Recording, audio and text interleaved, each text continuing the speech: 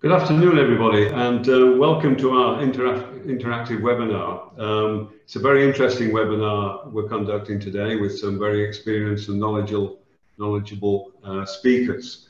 The title of the webinar today is, trade expansion or market expansion in relation to compliance. And given where we are in the world today, this is something that has to be top of the agenda for any company when they're looking to open into markets to ensure that they are compliant.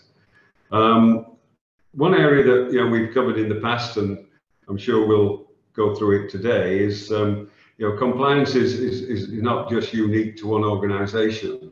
Compliance right the way through your supply chain is also critical. And if you have any gaps in there that are not compliant, you could have some problems. So I think it's relevant and appropriate that we are discussing these issues today. And I welcome everybody to get into the Q&A session at the end if they've got any questions that they'd like to raise.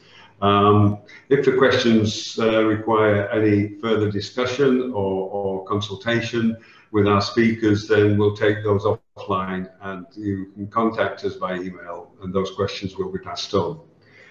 So we're looking at a world where we're all looking to expand our businesses globally, and the world is getting smaller. So when we look at risk in any specific industry, we have to be sure that we are taking the right steps and the right due diligence has been done, and we are compliant. So market intelligence solutions are also aimed at identifying opportunities on foreign markets, no matter how risky the environment is, so that businesses can expand safely.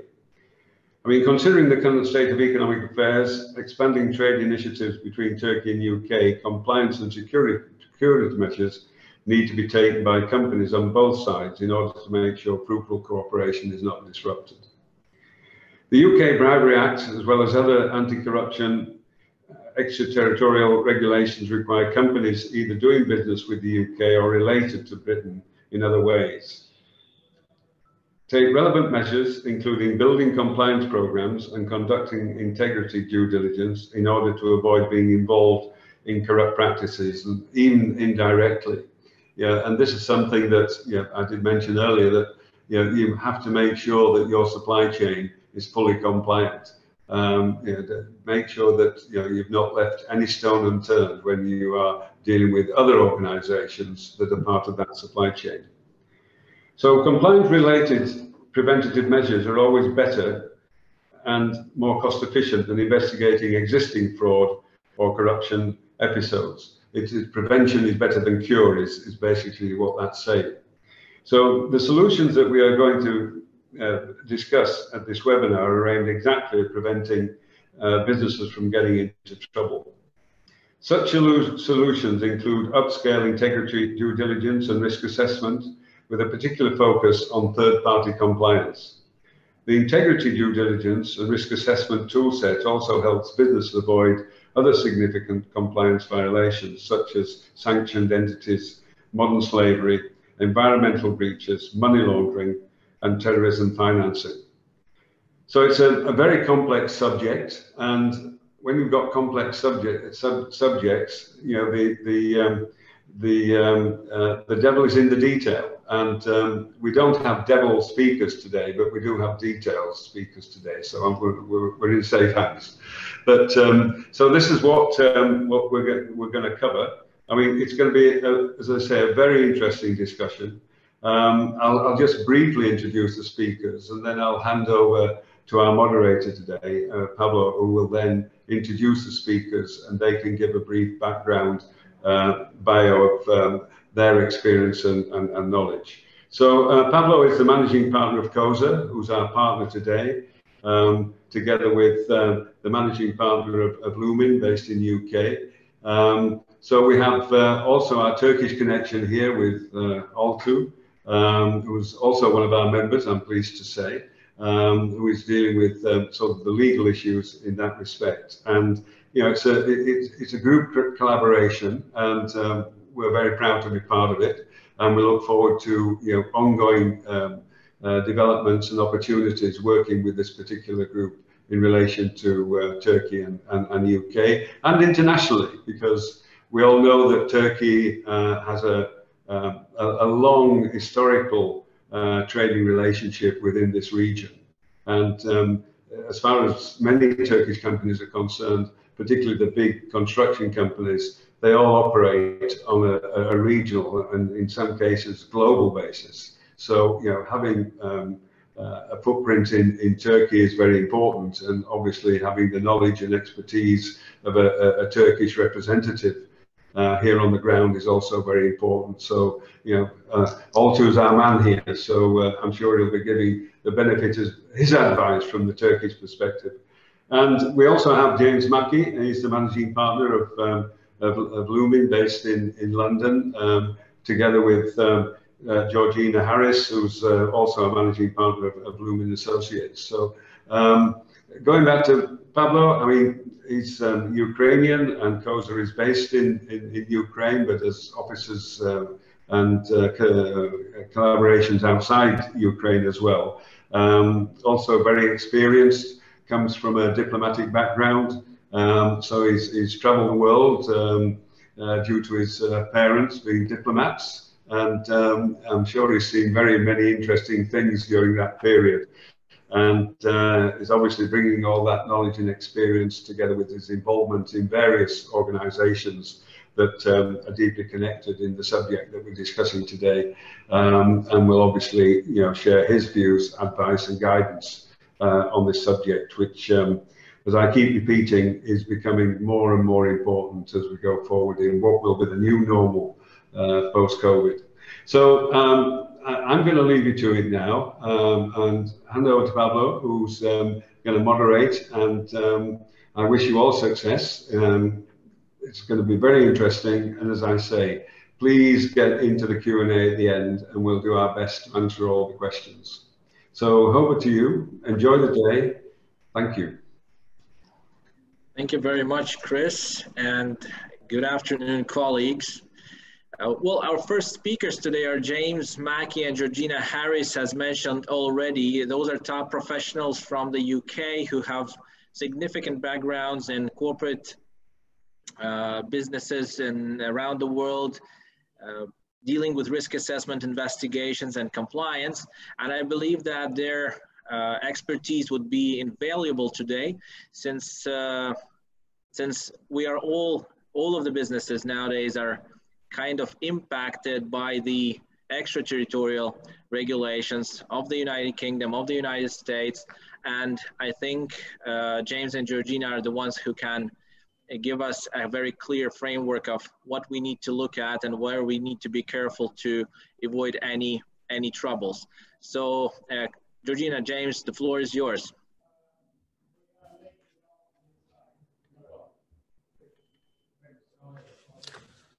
Pavel, thank you very much indeed for such a lovely introduction, and it's great to have the opportunity to speak to such a prestigious organisation as the British Chamber of Commerce in Turkey. We are very grateful to be here, and we look forward to speaking with you. My name is James, and I'm a managing partner of Lumen Associates, which is a UK-based financial crime prevention and detection consultancy. I started my career as a detective at Scotland Yard, specialising in counter-terrorism and organised crime, before moving to Doha for several years to set up a compliance investigation function for a large telecoms multinational.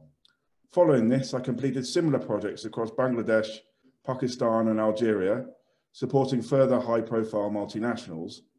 I then set up Lumen Associates with my colleague Georgina. Hello everyone, my name is Georgina Harris, and I started my career as a chartered accountant many years ago at PwC in London. I then spent over 20 years in PwC's forensic services team, where I worked on a wide range of anti-money laundering and regulatory compliance projects.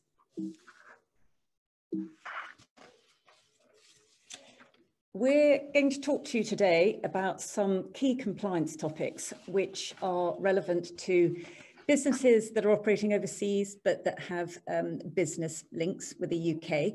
In particular, we're going to cover bribery and corruption and the impact of the UK Bribery Act, and in some cases, the Foreign Corrupt Practices Act, which is the US legislation. And James will talk a bit about that in a minute.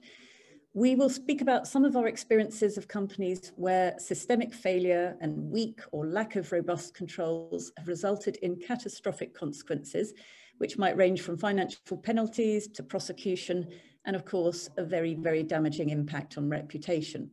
We're also going to talk about ways in which you can protect your business from this happening.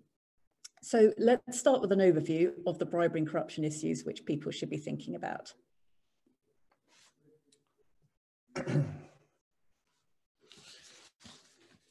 It is essential to remember that the UK Bribery Act is applicable to any company which does business in any capacity in the UK, even if they are based outside of the UK. This would include third-party agents, distributors, suppliers and clients. Some people may not realise that even if all their clients are based outside of the UK, the fact that they purchase goods from a supplier in the UK would put them in this category. 99% of genuine businesses will never consider paying a bribe. However, in a number of cases, some people can forget that if their organisation does not take reasonable steps to prevent bribery, you are committing an offence under the Act. A related piece of legislation which companies should be aware of is the FCPA, which has a more narrow scope, but affects businesses with formal ties to the United States. It is also limited to bribing foreign officials, whereas the UK Bribery Act prohibits the payment of a bribe to anyone. And this includes facilitation payments to grease the wheels of bureaucratic process, which is allowed to a lot of degree in the United States. So how can companies protect themselves from bribery and corruption? The US Department of Justice has provided guidance on what represents a robust control framework against bribery. These are described as the 9 hallmarks of an effective bribery and corruption program, which companies operating in foreign jurisdictions should consider.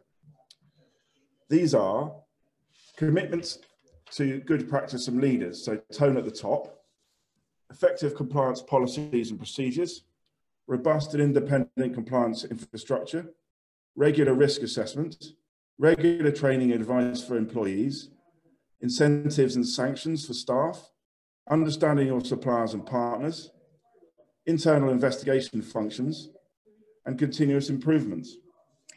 I know Pavel is going to be speaking about the understanding your suppliers and partners hallmark, but let's take a look at a couple of them and give you a few examples of our experience where clients have basically got into difficulty because they failed to follow these hallmarks. One of my previous projects was based in Doha, whilst working on the implementation of a bribery and corruption program. Although there was a global code of conduct, this did not take into account local operating procedures for the company, and only 7% of local staff knew about this global code of conduct. This meant there was a greater risk of breach because there was no framework to guide staff on the unique risks of operating in their local region. For example, Doha is surrounded by the sea, and there was no reference to engaging public officials in the port area. What about tone from the top then? How can failure to get the tone right cause damage? Another example of failure to follow best practice was a multinational in Algiers, which was facing a number of allegations of bribery and conflict of interest. The allegations centred on senior executives and included the receipt of undeclared gifts at an industry conference in Barcelona and the award of a building refurbishment tender to a friend of the chairman, having bypassed the formal tender process. We held a lot of interviews which identified various problems, including a closed-door policy, meeting held in secret with no minutes, no formal recognition of the roles and responsibilities of the compliance team, underqualified staff, and the list goes on. We made various recommendations to the United States DOJ appointed monitorship, including the recruitment of a trained compliance team that had senior representation and a seat at the table. So, having heard some of these cautionary tales, we thought it might be helpful to give you some practical tips, particularly having, well, just in light of what we've heard. Here are some quick and relatively simple things that you can do immediately to help protect your business. And bear in mind, this is certainly not an exhaustive list. So we just thought these are things that you could maybe just do today or tomorrow. Have a look at your policies and procedures. Can you access them easily? Are your colleagues aware of them? Do they know where they're stored? It sounds very obvious, but it's amazing how many organisations forget to communicate this. And you find that some of your staff are actually using procedures that were drafted 4 years ago when there's a more recent version that superseded those. Check that you and your colleagues know who to go to with a financial crime or compliance related question. Is this person's name clearly documented somewhere that is freely accessible with the correct name and not the name of someone who actually left the organisation 6 months ago, which does happen quite a lot. Have a look at your financial crime related training and check when it was last provided. Now, it could have been recently, that's great. It could have been a long time ago and still very effective. But if you're thinking about doing more training, it doesn't have to be an all-day, really lengthy training session. It can be a combination of styles. It could be an interactive case study where you work through the issues with your colleagues. It could be a video with a clear message, for example, tone from the top from a board member. There are lots of different ways in which training can be effective. Have a look at when your organisation last conducted a financial crime risk assessment, and I'll talk a little bit more about this on the next slide.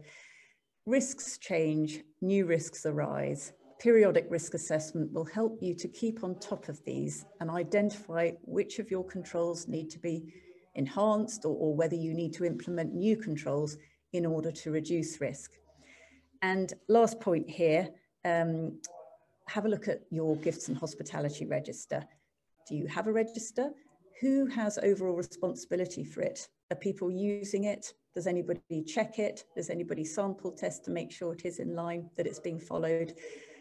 These are things that you really probably could do right now if you wanted to. And thinking a bit further ahead and things that you could do over the next few months that you might want to discuss with your colleagues.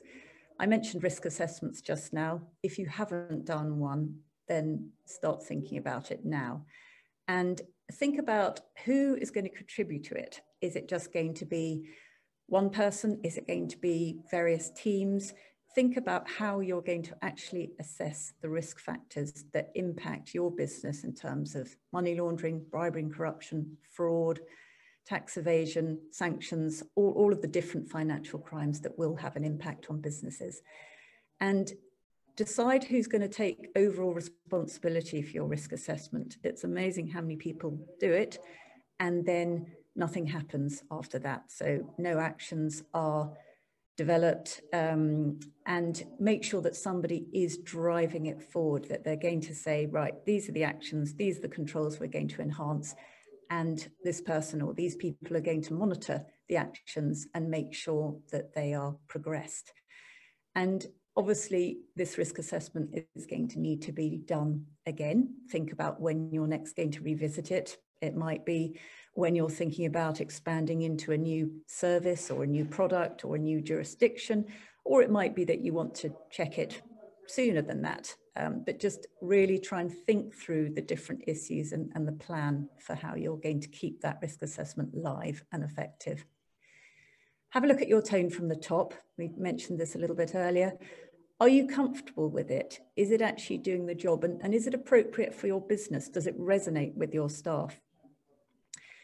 Have a look at your code of conduct and update it if necessary in line with what your organisation actually does, its operations and the environment in which it operates.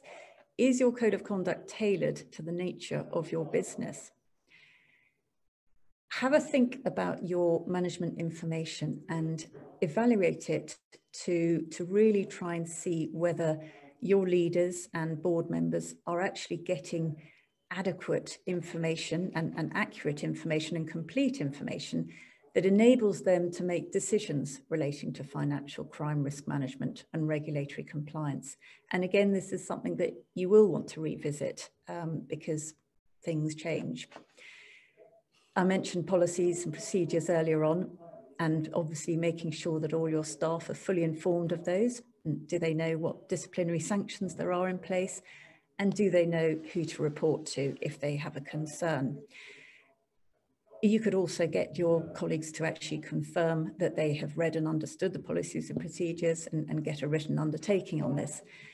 Don't forget, when you're looking at the information to your staff, don't forget your new joiners. Often the case is that people have done a fantastic training session, however many months ago, and then people have joined since then, and their induction program doesn't include everything that they do need to know.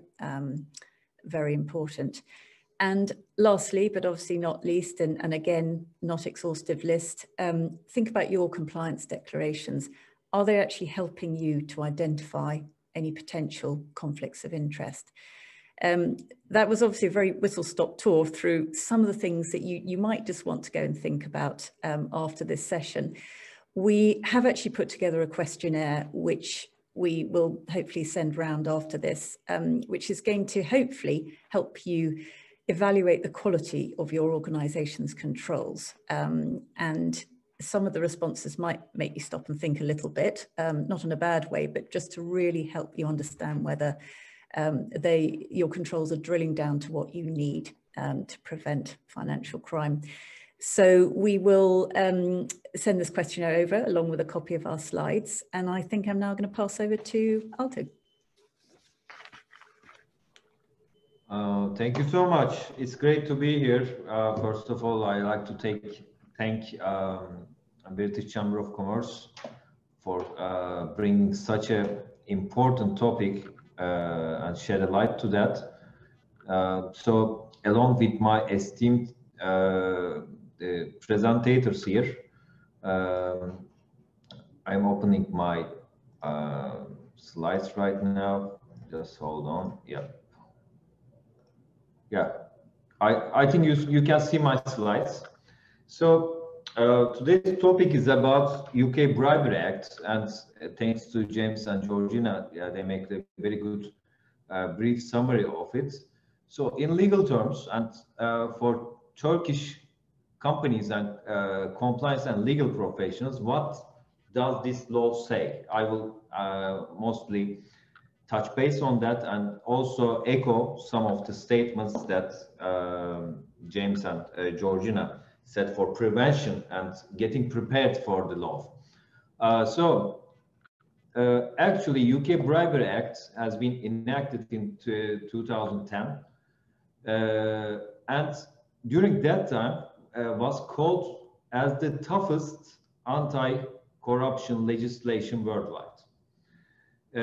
However, for 5 years, there was no activity within the law, and the Serious Fraud Office, who is a regulatory body out of the for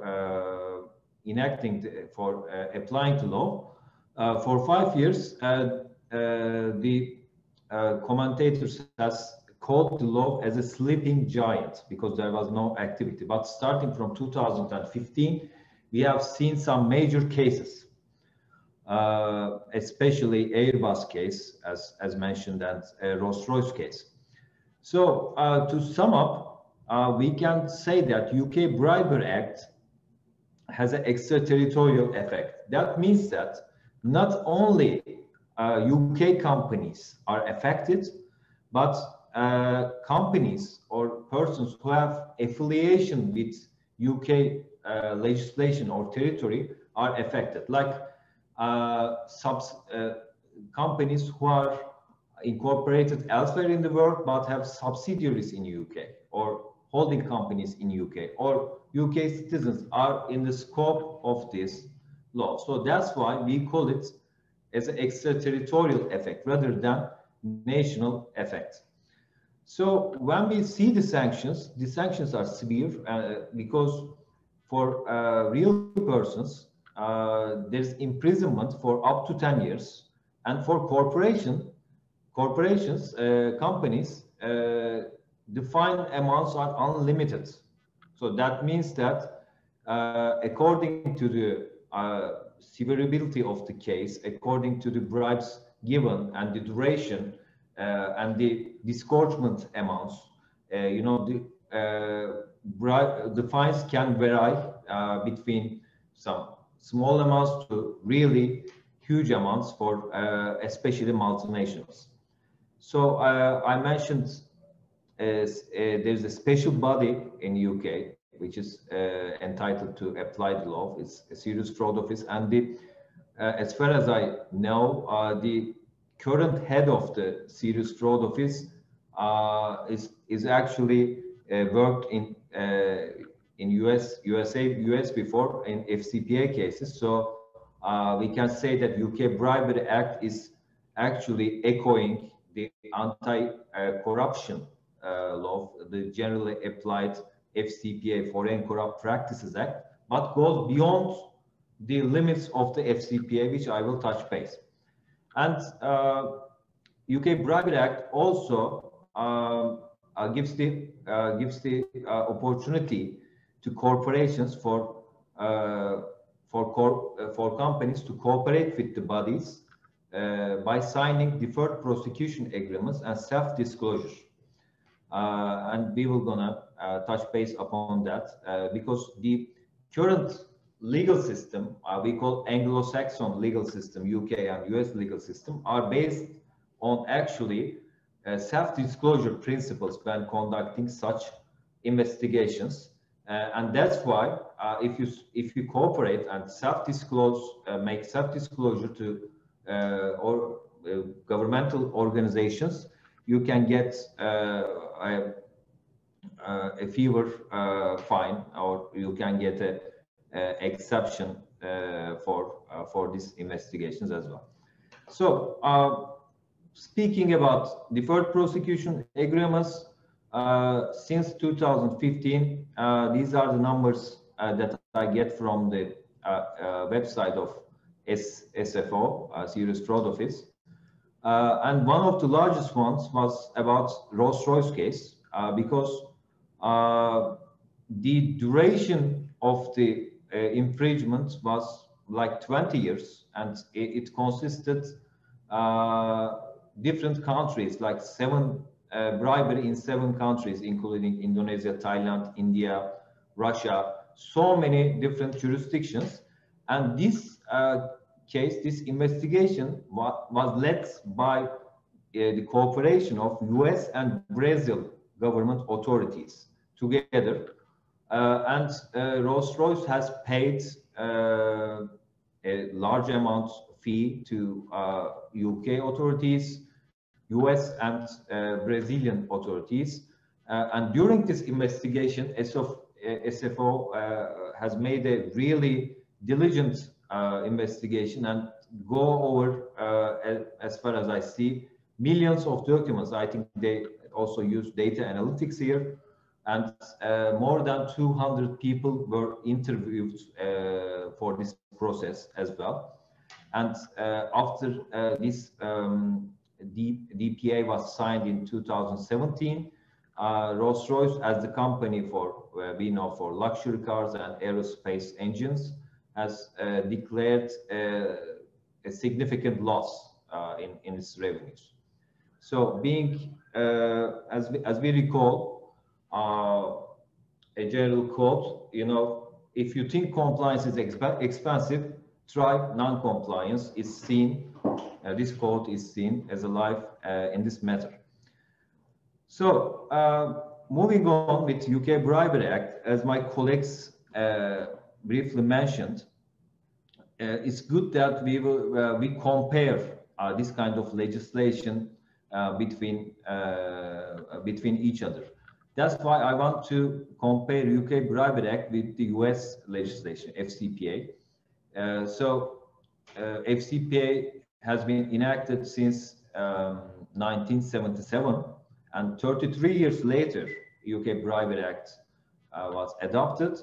But as I said before, it's the toughest legislation around for anti-corruption, because we don't see the limitations in FCPA. Like, there is no facilitation payment exception regulated under this law. So what is facilitation payments?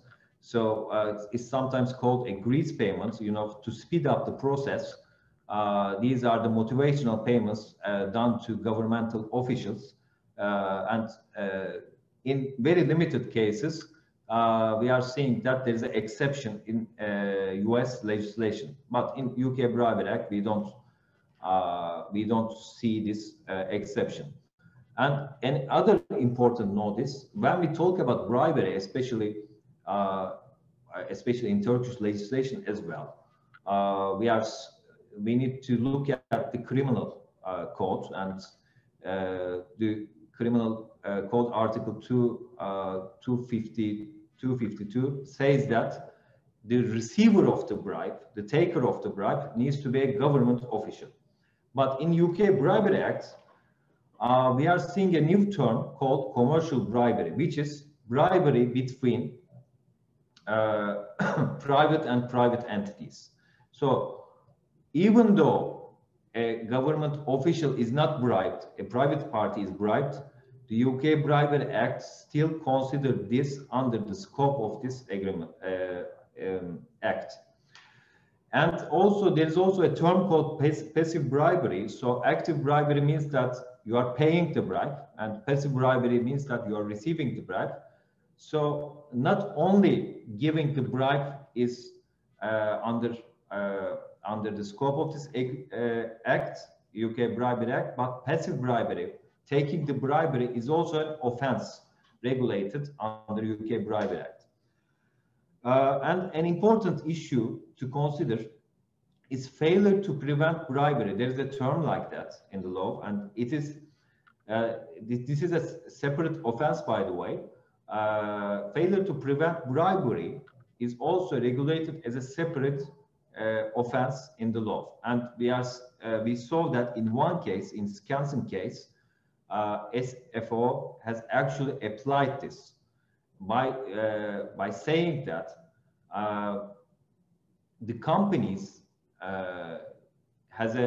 all the companies under this scope of UK Bribery Act has an obligation to adopt some adequate measures to prevent their employees or third parties to engage in the bribe paying or taking offenses.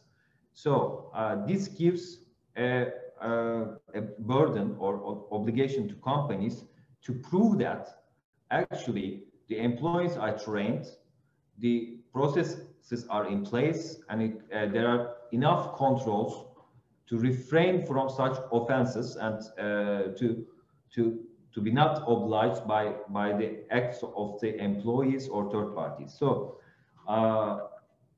that means that failure to prevent bribery actually gives an obligation to companies to regulate and to comment on risk assessment and compliance programs, as Georgina said, what we can do to prevent. And as Chris in the opening speech has underlined, prevention is better than the cure. So compliance is all about being proactive and prevention, because when a scandal happens, it usually is too late to engage with that and the legal proceedings starts. But as compliance professionals, we are always saying that if you don't manage your risks, the risks will eventually manage you, and your career or even the future of your company can be devastated because of ethical scandal. So this is really important and crucial. So failure to prevent bribery is underlined as an obligation. To preventing bribery is an obligation of the companies, and failing to do so is actually another crime in the UK Bribery Act. So how can we get prepared? What can we do to comply with this law? I like this quote from Winston Churchill. I think Benjamin Franklin has stated similar quote. He who fails to plan is planning to fail. So planning is the key before we start, whether we are improving our compliance program or we are starting from scratch. So how are we going to be prepared, and how are we going to plan? So let's look at look if we have any guidance about implementing UK Bribery Act. So the Ministry of Justice, UK, has issued a guidance about the Bribery Act, and has underlined 6 principles that the companies need to take into consideration. We can actually interpret these 6 principles as the founding pillars of a compliance program if we want to be active, if we want to actually comply with these international legislations, and if we want to also foster the ethical culture and doing the right thing. So these are the proportionate procedures. So without any written procedures and without the hierarchical statute of procedures, policies, code of conducts, we cannot mention about an effective compliance program. These procedures, of course, in nature, they should mention the risks according to the relevant company, relevant jurisdiction, or the industry. So we can say that in general, for the prevention of bribery, there should be a code of conduct stating the values, missions, and visions of the company. Also, procedures and policies in place for gifts, entertainment, meals, expenses, third-party risk management, supply chain procedures, procurement procedures, and conflict of interests.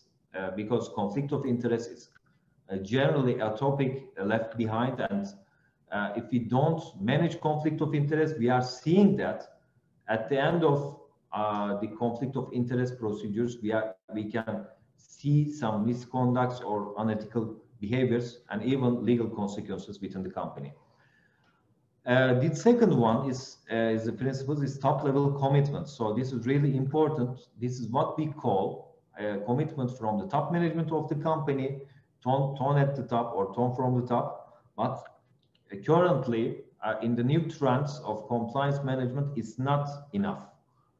We are also mentioning about tone from the middle, like the support coming from the middle managers. Because when you think about organizations, multinational organizations who are operating worldwide, it will be really hard to maintain the same standards within the same company, within different jurisdictions. And the top level executives needs to have a role model when managing the employees to do the right thing and to refrain from bribery and similar crimes.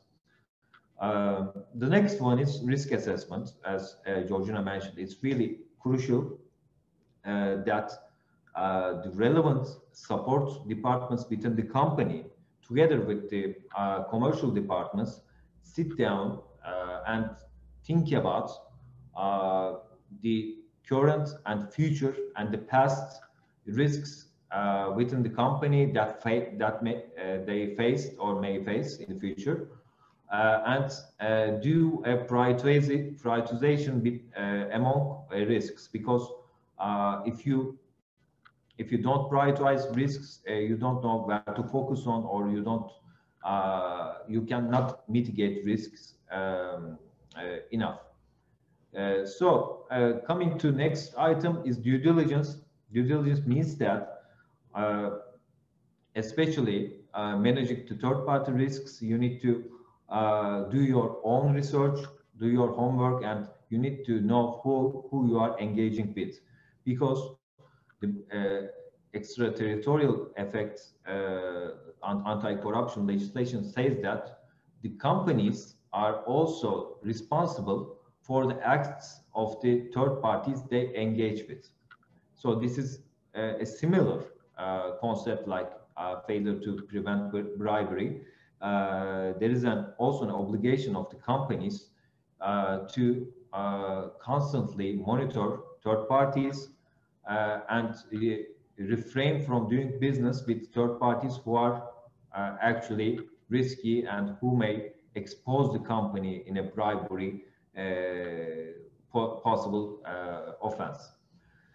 Also, the next one is communication and training. Without enough communication within the company and without adequate trainings, we cannot mention about the effective compliance program, because compliance is still a new topic between organizations, and especially in this jurisdiction in Turkey and in the neighboring countries, because it's a concept developed by UK and United States, and we need to educate our employees, we need to educate our third parties why we are actually bound with this this legislation and why we have these company policies and procedures.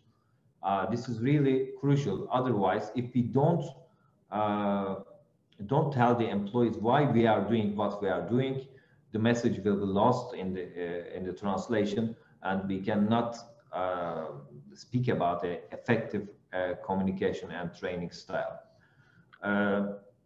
And the last one is monitoring and review. It goes hand in hand with the risk assessment. So if you do a risk assessment, we also need to do a monitoring. Monitoring is a live and a frequent event. It differs from internal audit. It's usually conducted by a compliance department or outsource resources.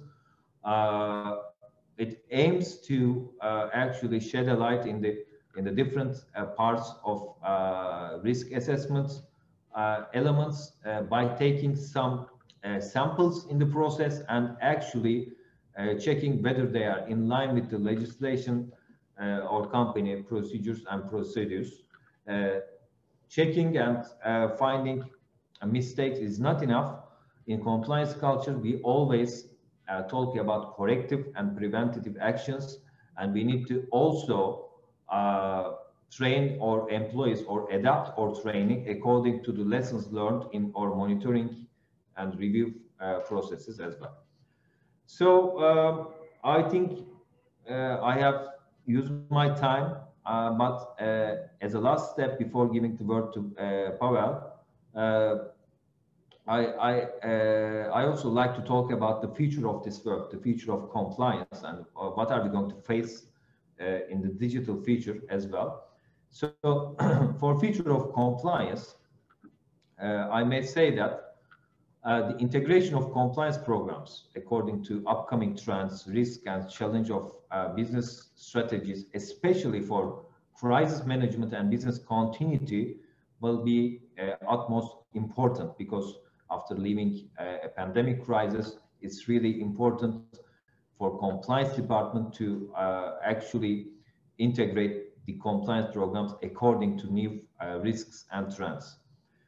Building up a living ethical culture within the company, fostering ownership of ethical decision making throughout the company, with tone at the top or tune from the middle process is the key to this process, and it will be also important in the future. Actually, when speaking with our clients, we also see, or we also advise to our clients to actually adopt code of conduct, values, and role model principles to the key performance indicators of the top management. That via this, we can also foster and actually maintain ownership within the company. In the future, we will see also use of technology, data analytics in risk assessment and monitoring activities to provide real-time proactive risk management exercises. We need to use technology, especially on risk assessment and data analytics, and to spot the red flags immediately and in a living manner when we think about all the transactions within the multinationals are huge. We need to have an automation process in place in the future when we are talking about compliance programs.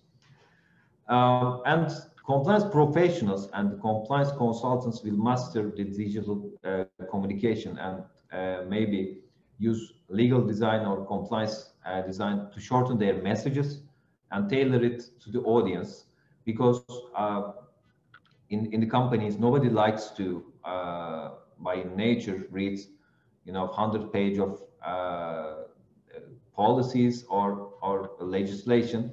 So compliance should be like a translator within the company according to the audience and tailor the message according to the audience as well.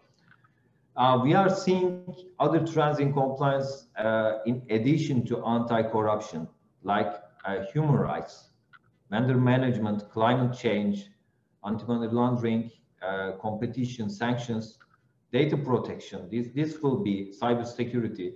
This will be in the rise. There will be a rise of focus in these areas as well.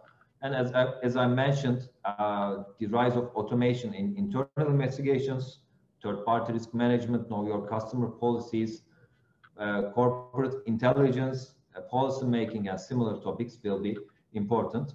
So I'm concluding my presentation here, and thanks for listening. And I will give the word to Pavel, and thanks for listening. Thank you very much, colleagues, for such a deep dive into the regulations framework. And before we move forward with the corporate intelligence aspects, I would kindly ask the speakers, my respected co-speakers, to check the Q&A section of this webinar for any questions that could be answered in written, because I think there's one already there. So if you would like to comment on that orally later on, please do so. Well, in the meantime, I will try to share my screen right now.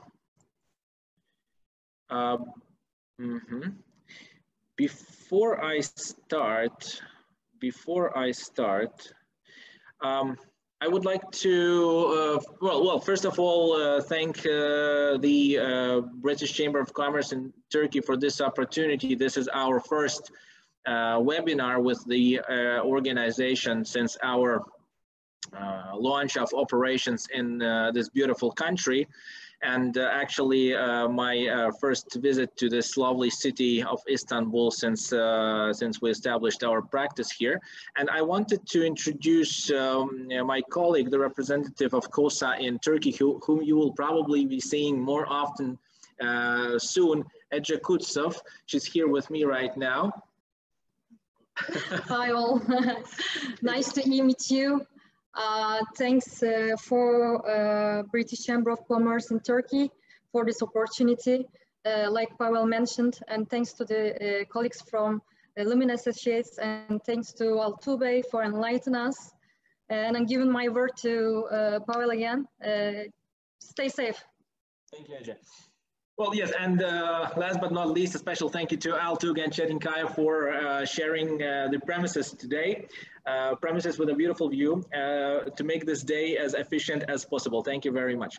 Okay, so having everything said regarding the legal framework, the extraterritorial effect, we have no doubt now that knowing who you're working with and knowing who your clients, partners, counterparts are is crucial to avoid any potential problem which might not at first glance be related to your particular jurisdiction, but within your international activities. And today, the scale of risk that you might face in your own country, in your own jurisdiction, increases significantly within your, let's say, international activities if you're working with at least one country, and globally if you're working in many countries around the world, which is the case with most of the businesses nowadays. And the moment you make your first financial transaction with a bank with the help of some currency like the British pound or euro or the US dollar, you get into this global system of monitoring and I wouldn't even say due diligence. The moment your company as a system, no matter where it is located, what subsidiary or the headquarters we're talking about, touches upon or simply gets in touch with some other company that might not be as compliant as you think, considering today's globalized economy, the media, the whistleblowing systems, the anti-money laundering regulations and monitoring within the financial institutions, you might also face a significant toxic effect that that company might share with you through your cooperation. So knowing who you're working with is crucial. And I also mentioned the AML systems and AML regulations, which are mostly, obviously they are mostly related to banks, but since the banks have introduced such procedures as know your client's client instead of just know your client as it was before, you should also realize that while you're working with a bank, they might be looking at who you're working with too, just like your partners, your clients. You know, we as COSA, as a corporate intelligence company, which works for global clients, we see how international businesses check who their clients, who their third parties, who their suppliers work with all around the world, no matter how big the company is. Because the toxic effect, potential bribery or potential sanctions violation might lead to is significant, no matter no matter what the size of your third party is.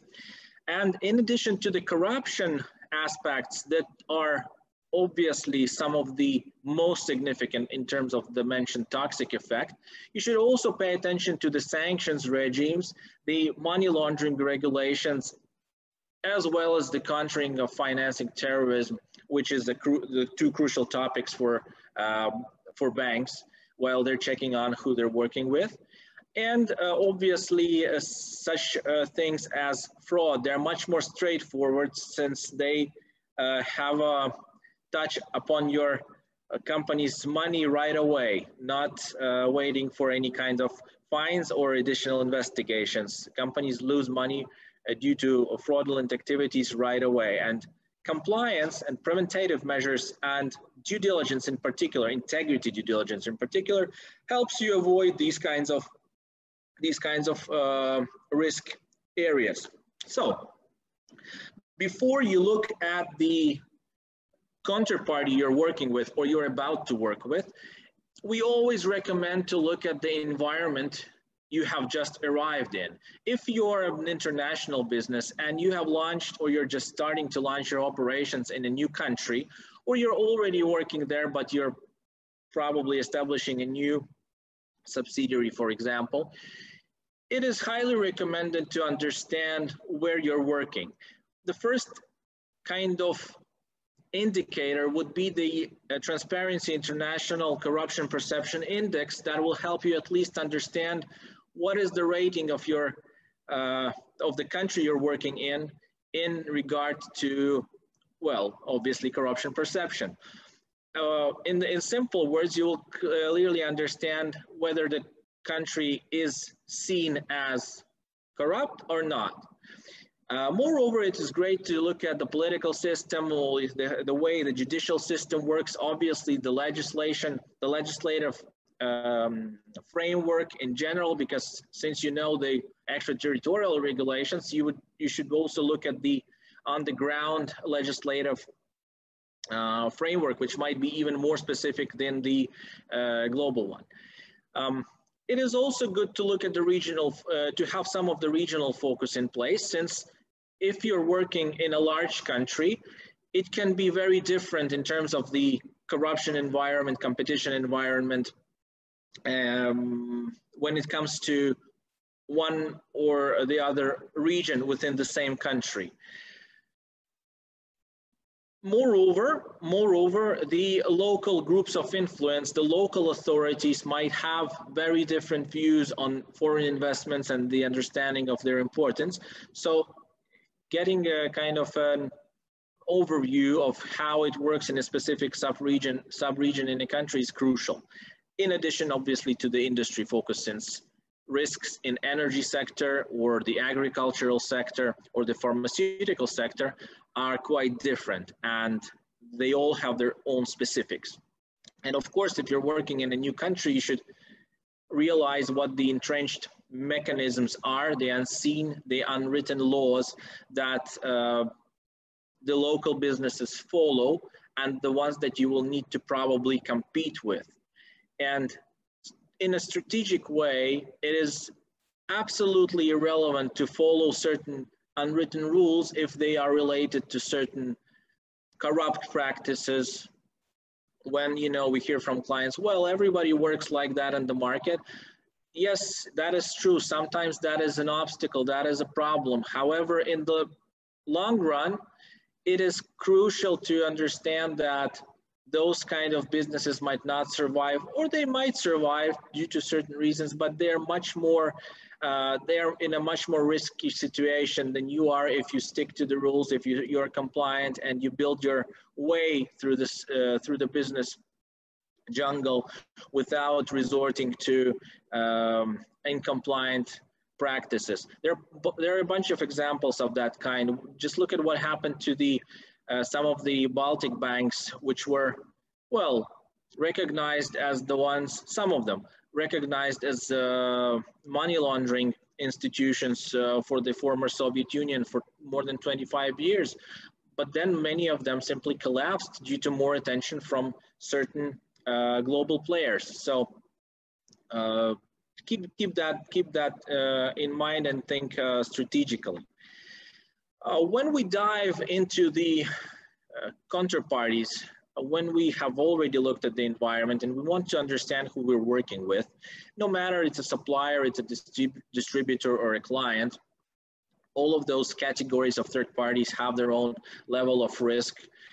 But the overall approach, the corporate intelligence approach, the integrity due diligence approach, implies not only understanding who's behind the company, understanding the registry data, screening sanctions lists, so on and so forth, but also understanding what is the litigation history of a company, what's its financial standing looks like.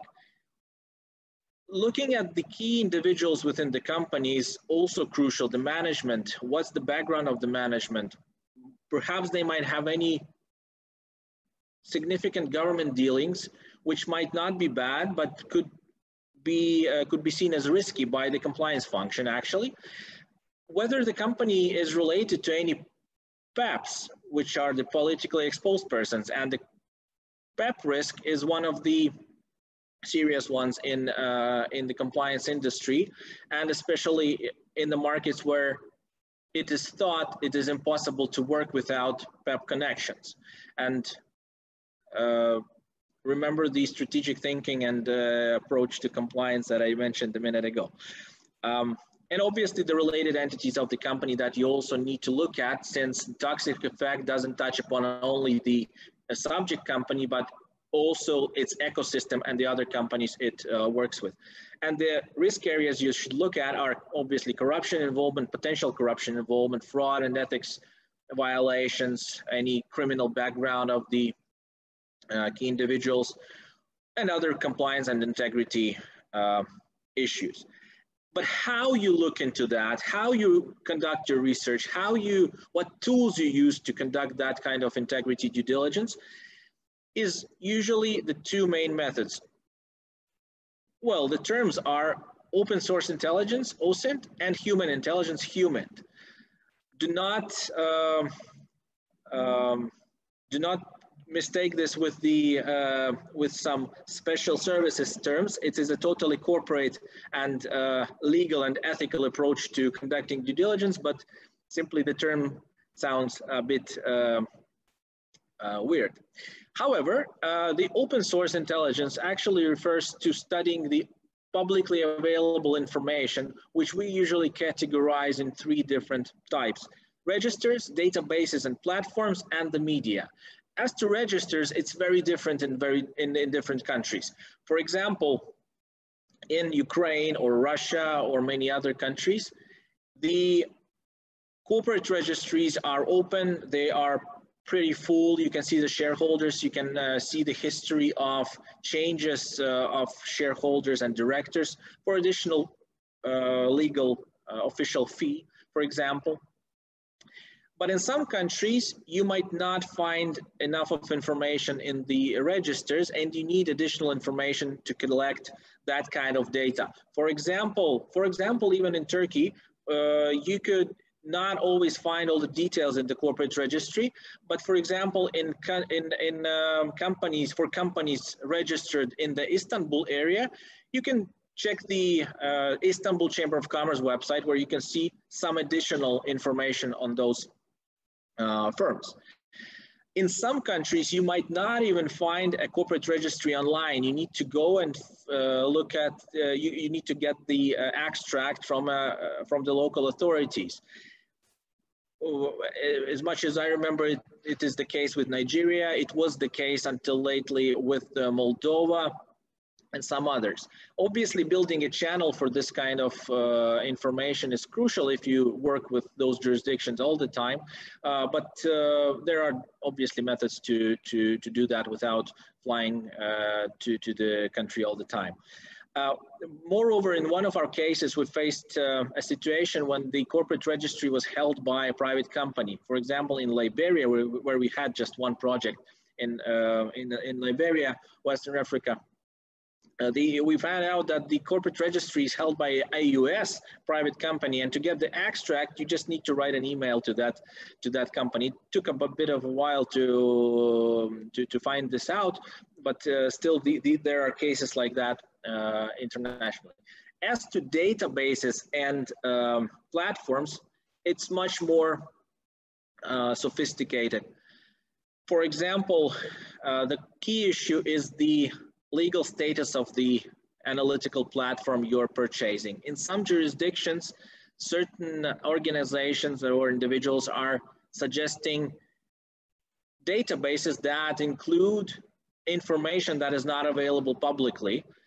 Well, it is easy to understand that it is in the gray zone. Actually, it's in the black zone, meaning that it's absolutely illegal, but it is common to say that is in the gray zone. But be careful with using that kind of information when you store that on your computer, or just simply when you're resorting to this kind of tools.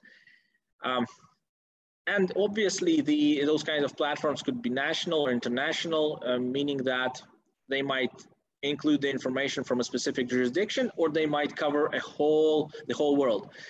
And the more specific it is to a specific country, the more detailed the information is usually is there. If it's global, well, it really all depends on the availability of information in this or that country. So these kinds of databases usually compile everything available in the public domain, but provide that in a user-friendly interface that you can use quicker. And as to the media, this is probably the most sophisticated part of publicly available information, since the media might be biased. It could be controlled by certain groups of influence. It depends on the country, obviously. And knowing who's behind the media can help you understand why they are presenting the information in a certain way.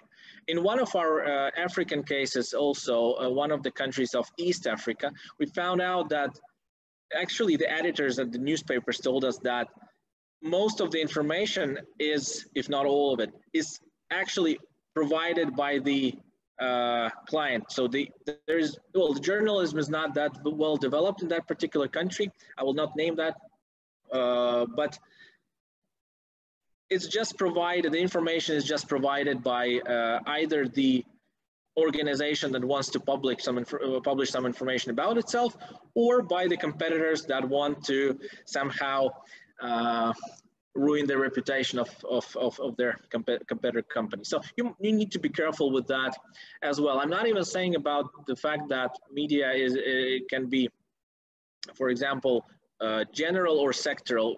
Obviously, when you're looking into agricultural sector, for example, in a country, and the media that covers specifically agricultural aspects could be of most interest. However, However, it can also be controlled by certain companies within the agricultural sector, and they might present the information in a slightly biased way. So who's behind the media is very important when you analyze it. In addition, obviously, to the language matters that you need to consider while working with international media. When it comes to understanding who's behind the company, the automated tools, the platforms, the databases that I have just mentioned, or simply the registers might not be useful. Since when there is a clear shareholding structure, yes, you might find that information easily. But often the situation looks like this: when the ultimate beneficial owner of the company might not be legally connected to the firm or the group of firms he's actually controlling. And the only way to understand this connection or these connections between the companies of the group is through interviewing sources on the market, obviously studying media as well, but mostly interviewing sources on the market who might be aware of what is going on with the company, who's behind it, who's behind the BVI shareholder, so on and so forth. The same thing with sanctions. When you want to screen the company through the sanctions list, there are pretty useful tools for the US sanctions, such as the tool on the Treasury website. However, and well, many others, the EU and many other sanctions are presented online. However, sometimes you might not know that your third party is working with a sanctioned entity. It might not be on the list of sanctioned entities, but it might be working with sanctioned entities. And in that case, it will be called sanctioned related entity and will have a certain risk in terms of cooperating with such a firm. Moreover, it can be owned by a company that is under the sanctions, and if it's 50% or over 50%, then it automatically becomes sanctioned. But the toughest thing is when your third party is simply working in a market when it's hard to avoid sanctioned entities, and in that case, you need to also conduct certain interviews in order to understand whether that works or not, whether that is the case or not. I think I will present the last example when your due diligence procedure is crucial in the foreign economic activity. When you establish a subsidiary in a new country, this is what we see in many cases with a bit of a variety in details, but when you establish a subsidiary in a country and you hire local staff, you hire local management, and you invest money into the marketing, advertisement, promotion to take a bit of a market share quickly. Often these kinds of contractors that provide the marketing services could be related to the local management. They could be in a collusion with the local management, and they might not actually provide the real services because the marketing and the advertisement services are the ones that are pretty hard to trace. And in that case, you should build a due diligence, integrity due diligence mechanism that implies either the local subsidiary conducting the due diligence and the reporting to the headquarters what is going on the ground in order to double check, or at least the subsidiary will know that someone will double check the information, or it will help you in case of litigation in the future. Or you can set up this procedure from the headquarters when you handle all the due diligence procedures remotely, either using your own capacities or a third-party provider or a corporate intelligence provider. So as a result, it is crucial to conduct your business activities following 3 easy, simple rules: integrity, security, and trust. Where trust is not based on your liking or not liking the company or a certain person, but based on the very well prepared integrity due diligence report that actually helps you build that trust based on information. And I'll be happy to answer your questions if you have any, because obviously corporate intelligence is not just about identifying these little factors. It's much more, and much more to discuss. Thank you very much for your attention, and I'm ready for your questions if there are any.